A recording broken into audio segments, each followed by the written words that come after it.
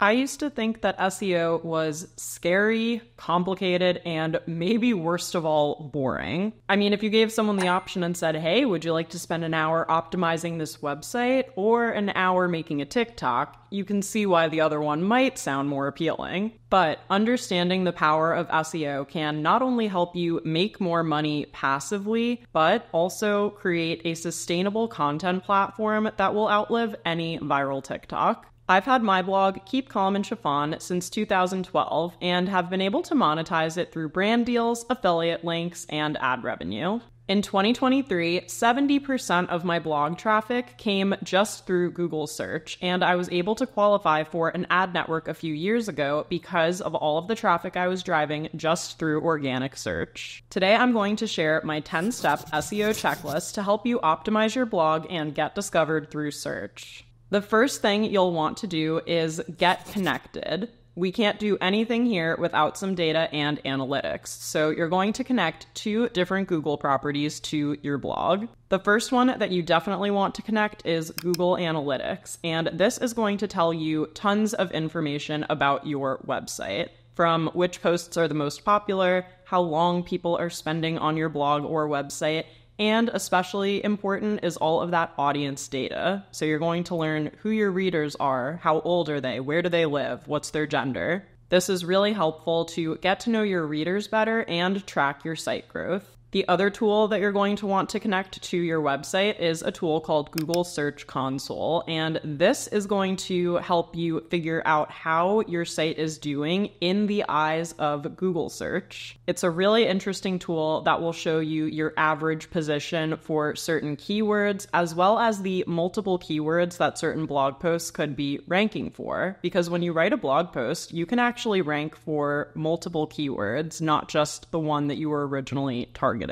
Google Search Console is a great tool because if you can see that your post is ranking maybe 5th or 6th for a certain keyword, you can go back in and fix it up a little bit to see if you can boost it in the rankings, because even moving up 1 or 2 positions in Google is kind of a big deal. Because let's be honest, how often do we really scroll past the first couple of search results when we search something on Google? The setup for those is actually relatively easy. I will link articles down below about how to set both of those up for your website. The next step in this checklist is to find your domain authority, otherwise known as your DA. If you're newer to SEO, you may not know that every website on the internet is actually given a grade on a scale of 0 to 100. This grade is really meant to represent trustworthiness, as in how much can search engines trust the content on your website. If you've been around for a long time and you've published a lot of great content, then search engines will tend to rank you higher and you'll get a higher domain authority. But if you started a blog today, your domain authority will likely be 0, and that's fine.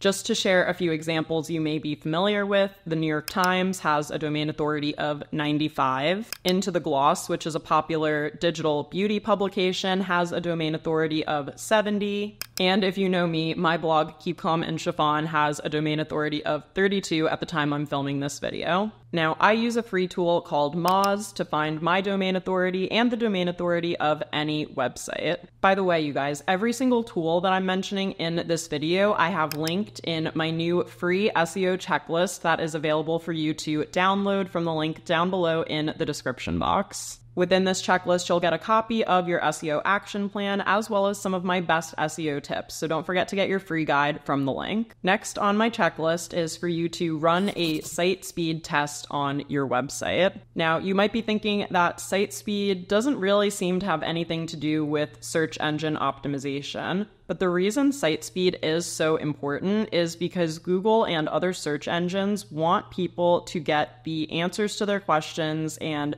ideas and inspiration for what they're searching for as quickly as possible. And if your site is taking forever to load, or even if it's taking a few seconds longer relative to other websites, that could deter people from actually getting to your website and reading any of your content. You can't increase your time spent on page, and the people who are on your site, if they try to click onto your site, it's taking too long to load and they immediately bounce off. In the eyes of a search engine, that's not a good sign. So you can run a site speed test to gauge where you're at. There's a website called Pingdom, like kingdom, but with a P. That's very clever, actually. And you can go to this website, enter your URL, and run a site speed test. And it will actually kind of break down pretty specifically where your issues may lie. I actually currently need to have someone come in and help me with my site speed because that is a developmental issue that I don't quite understand how to fix myself. But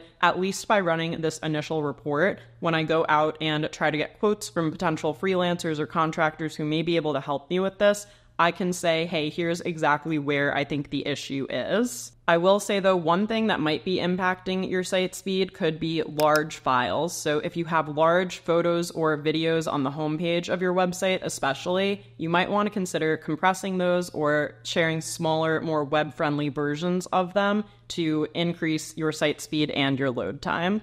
Let's move on to number 4 on my list, which is link repair. And I'm not talking about URLs here. I'm talking about internal links that appear in the copy of your blog posts. This is because broken internal links can also hurt your SEO. If someone comes to your website, maybe they were looking for, I'll take one of my blog posts as an example, how to style white boots. Maybe I linked to a pair of white boots, but because I wrote that article a while ago, those boots are now out of stock or that web page is not showing anything when people click on it. That's not helping someone who wanted to know how to style white boots and actually wanted to purchase white boots get to their goal faster. So that's why that could hurt me from an SEO perspective. There's a website called Dr. Link Check. Again, all of these are linked in the SEO checklist that you can download below. And this website actually scans your site for broken links. So if you're a newer blogger, the first 1,000 links to check are free.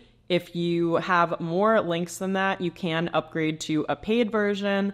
You might just want to pay for 1 month, have it scan your site, and then kind of make note of that data and see which blog posts you need to go back and check for those broken links and swap them out. That's a great way to speed up the process at a pretty low cost if you, like I said, pay for 1 month and try to just get as much data as you can in that 1 month that you pay for it. If that's not a service you want to pay for, you can also manually go check for broken links where you open up a blog post and anytime you see a link or a photo or an image that you know you previously linked out, just click through and check to make sure that they are working. Rather than go through and check all of your blog posts chronologically, I would at least go through and find the top 20 posts that are driving traffic to your site from the past year and prioritize those first, because that way, if you wrote a post a year ago that's ranking number 1 in search and bringing you all this traffic, and say it was the fashion post I mentioned, but nearly all of your affiliate links are not working or there are products out of stock, well, you're not helping your readers and you're missing out on potential affiliate revenue. So that's why I suggest going in and sorting them by top performing posts from the last 6 to 12 months. Number 5 on your SEO checklist is to have an about page that is optimized for search and discovery. So this will be a page that will either explain about you or about the blog itself if you are not the face of your blog. And you want to make sure that you give as much personal details as possible. If you are comfortable being the face of your blog, I would highly suggest doing that. Google is going to become more discerning over the years about who is actually authoring blogs and websites. They want to make sure there are real people behind the content that they are recommending to other people and that people are not just pumping out content with an AI generator. I'll link my about page of my blog down below in case you'd like to go check it out as an example. But basically on my about page, I include a photo of myself, I write out my name, and I also write out all of the job titles / modifiers that I have been called over the years: magazine editor, blogger, content creator, influencer, that type of thing. I also include my location. I have both Hoboken and New York City on there because I have lived in New York previously. I lived in New York City for 8 years before we moved to Hoboken 3 years ago. And I still attend events in the city, but I also don't hide the fact that I live in Hoboken. So I have both of my locations on there just because it's easier for brands and people who are looking for content creators or bloggers who are based in a particular area. I also include keywords in there about the topics that I blog about, like fashion and beauty. I also include names of publications I've previously contributed to, like Nylon and Interview, and I also list out some of my previous brand partners in case any companies are potentially looking to hire me and want to see if I have experience working on collaborations. So think about including things like your location, your title, the categories you create content about to really round out your about page and make it more discoverable from people who might be searching for you on Google. The next thing that you'll want to figure out is scheduling. And again, you might not totally see right away how this ties into SEO, but having a consistent posting schedule is really important, again, for building that trust and that authority with Google and other search engines. If you think about how you build trust in your real life relationships, you want to have friends and partners who you can rely on and who are consistently there for you. If they're consistently there for you for like 6 months and then they ghost, or in this case, stop publishing, that's going to maybe make you wonder what happened or what went wrong. So in order to maintain that trust, you want to continue to show up with some consistency, and I mean that at a frequency that works best for you. One of the great things about creating long-form content like blog posts is we don't need to be publishing every single day to satisfy an algorithm like you do on some platforms that I won't name, but you know who they are. So I personally recommend publishing one long-form blog post a week. That is kind of an ideal to aim for. If you can only do bi-weekly, that's fine too. But I think establishing this posting schedule is not just helpful for Google and SEO, but it also helps your audience understand when they can expect to hear from you. And it helps you stay on track and create a content creation schedule that you can realistically keep up with, so you know exactly when you're going to post content, and you can work that into your weekly workflow. Number 7 on this SEO checklist is to not forget about metadata. Now, what is metadata? Well, we don't really see it ourselves. If you just type things into Google, it's not like there is a metadata section or something that you would see when you click into a blog post. The reason it's called metadata is because it's kind of what's baked into your blog post. It's information that you can give to search engines that your readers won't ever see, but Google will when they're crawling and scanning your site. So this can include things like the URL slug that comes after your homepage or your root domain. So reading in the characters and the words that are in that first backslash to tell Google what the post is about. This also includes things like what category you put something in on your website, what tags you assign it, any descriptions, especially filling in what will appear on an SEO search engine, and basically all of the boring details. And I know it might sound a little monotonous, but the reason you really don't want to skip this is because, well, actually a lot of people do skip it, and you're going to be more ahead if you prioritize filling out all of the metadata. Because at the end of the day, what you're doing is giving Google as much information about your post as possible so that it can quickly understand what your post is about and recommend it to the right people who are searching for what you've already written about. It's all about relevancy and lining up the details to make sure that Google is giving someone the best and most relevant information, because at the end of the day, that really is Google's job. Even when you're uploading images to your blog, in your camera, it might assign them a name like image 250, but if you rename it denim skirt outfit, even that helps Google better understand what the site is about. If your photo is called image 250, that could literally be a picture of anything. So don't skip the step of filling in metadata before you publish a blog post. Number 8 on your checklist is to optimize the home page of your blog. And for this one, I'm going to share my screen and show you what I've done for my website and just point out a couple of things that I think are most important to consider. Okay, so welcome to the homepage of my blog. As you can see up here, I have my title and all of my section headers, and I also put the most popular sections again down here in case people want to go click through them. I also have a search bar, very prominent, just in case someone comes directly to the website and immediately wants to search for something. I also want to showcase my most recent blog posts, so I have this little feed here that pulls the most recent posts I wrote. Then here I have a little, hi, I'm Austen. This would be a sidebar if I had a different blog design probably, but I just have it right here just in case people want to know who the heck is behind Keep Calm and Chiffon, who they keep, seeing in all the pictures. So this links to my About page here. Down here, I have featured stories. I think you can either make these your current most popular posts. We'll talk about this in a minute, but this is currently one of the posts that's driving the most traffic to my website. Or you can share a recent post that you're proud of or a post that you think should be getting more traffic. And by positioning it on the home page, you are basically getting to take advantage of that homepage juice because people will be more likely to click to the homepage than any other page of your site if they found you through one particular post. So this is a great chance to spotlight content you're especially proud of and want to drive more traffic to. Over here, I have an opt-in for my newsletter. So this is my free guide that you all know about, the Influencer Launchpad, which also subscribes people to my weekly newsletter. And then down here, I have the latest in some of my most popular categories like fashion, lifestyle, and travel. And then down here is where I spotlight some of my more affiliate-focused content. So I have a few of my most recent outfits linked that I shared on Instagram that I got questions about.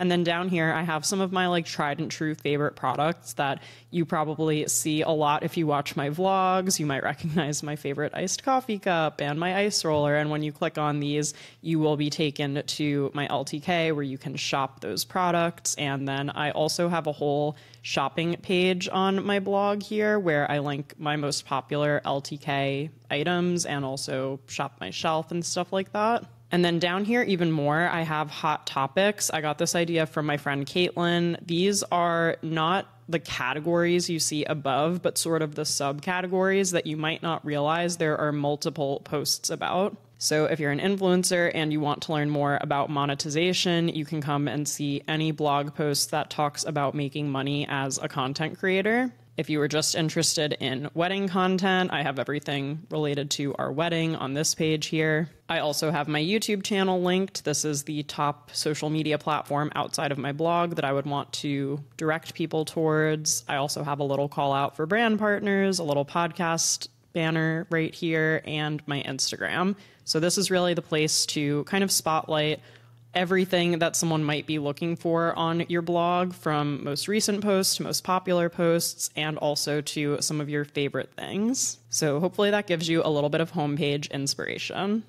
Next on the list is to do a content audit of what you've already published. Now, if you haven't published anything yet, just bookmark this step and come back to it after you've gotten your first handful of posts up. But chances are you've probably already published some content on your blog. I like to encourage people to do basically a mini content audit. It's nothing too crazy. What I mean by that is to go back and sort your content by, what had the most page views in pick a time period. I would probably suggest the last 6 to 12 months. From there, make note of what your top 5 blog posts were during that period and what your bottom 5 blog posts were during that period. Once you identify these top posts, I find it most helpful to look for patterns, both among those top performing posts and the posts that didn't seem to hit as well. So you might want to look at things like topic, length, tone of your voice when you were writing,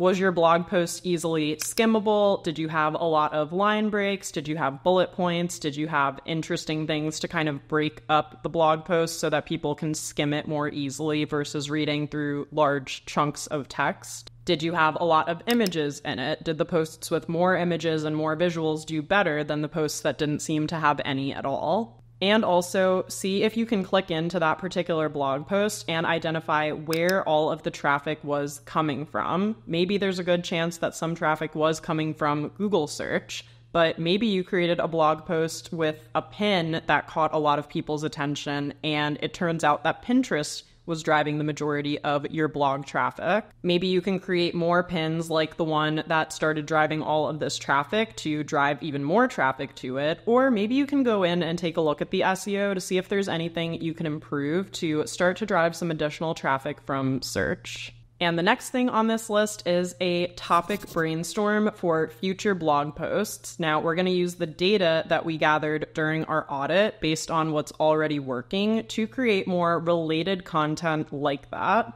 So go ahead and grab those top 5 posts that you found from the audit from the last 6 months, let's say, of your blog. And I'm actually going to do this exercise with you, so I'll share my screen and show you exactly what I would do to brainstorm new topics that I think will also be successful, like my top performing posts. Okay, so what I've done here is pulled the top 5 blog posts that are driving traffic to my blog right now from the last 6 months. So these are them: Ultimate New York City Bachelorette Weekend Guide, Secrets to Getting PR from Brands, How to Wear and Style White Boots, Influencer Invoice Template, and What You Need to Know About Attending Influencer Events. So we've got blog posts across a couple of different categories here, more like wedding, bachelorette, fashion, influencer stuff. So what I want to do here is challenge myself to come up with at least 3 related posts that I can write based on these already successful and popular topics.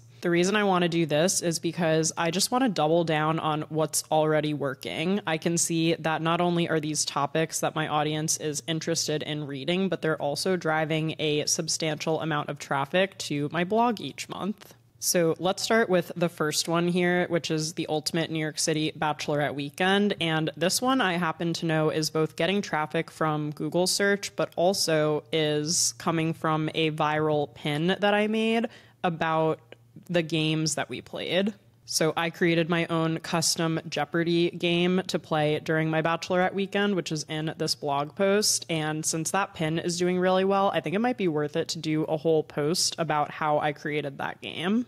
And I'm going to validate the keywords later. Right now I'm just brainstorming topics. On the topic of Bachelorette, it probably could be helpful just to share some general planning tips. And this one was pretty city specific. I talked about everything we did here in New York, but maybe I could do like ideas or activities that people might like to do at a Bachelorette weekend. Okay, cool. So that one is done. That took me like 2 minutes to do, which is great. Let's move on to the next one. So this is the secrets to getting PR from brands. I'm really happy this blog post is doing well because it's actually repurposed from a YouTube video I did about how to get on the PR list of your favorite brands. So clearly that's a topic that not only my blog readers are interested in, but probably you all are interested in too. Maybe a complementary post to that could be creating great content featuring products and helping people do, with storytelling ideas and ways to showcase and feature products in their posts. Maybe I could also do a post here. This isn't totally related, but it's somewhat related about disclosures. Maybe I could even ask Veronica to give me a quote on that one. And then maybe I could also do something about showcasing your favorite products on like your Amazon storefront or LTK. I feel like I haven't really done an affiliates focus post in a while. So maybe I could do something about setting up your LTK page for shoppers and some tips for how to make it easy to navigate. So if you are posting affiliate links for some of these products that you're getting, then you can actually earn commissions from them. Okay, let me brainstorm the other 3 and I'll show you what I come up with. Okay, so here's everything else that I brainstormed for the next couple of posts. So more posts about boots and how to style them. Maybe like a fall boots shopping guide could be good. side. Also, for the influencer invoice template, I feel like this is a pretty specific post, so I went in a few different directions, more about, wrapping up the end of a brand deal, which is what this involves, and how to potentially get repeat brand partners, maybe some general tips about organizing finances as an influencer.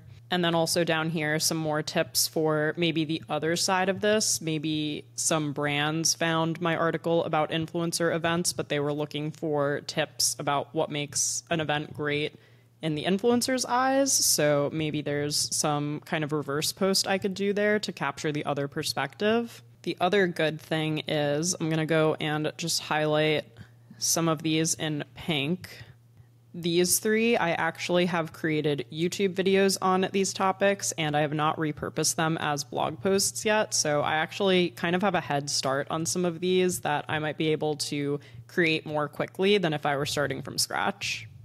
Now, as a reminder, this was a great topic brainstorm, but you do still want to validate your keywords before you go writing every single post that you just brainstormed. But at least now you have a ton of ideas to work off of. Like I said earlier, don't forget to download your free SEO checklist from the link in the description box to get a copy of your action plan and really take this beyond this video and actually start implementing all of these strategies to your blog to improve your rankings in search engines. If you enjoyed today's video, please don't forget to subscribe to my channel for more content like this. And if you want to learn more about how to qualify your blog for an ad network so you can start earning passive income from ad revenue, be sure to check out the up next recommendation on the screen. Thanks again for watching, and I'll see you in the next video.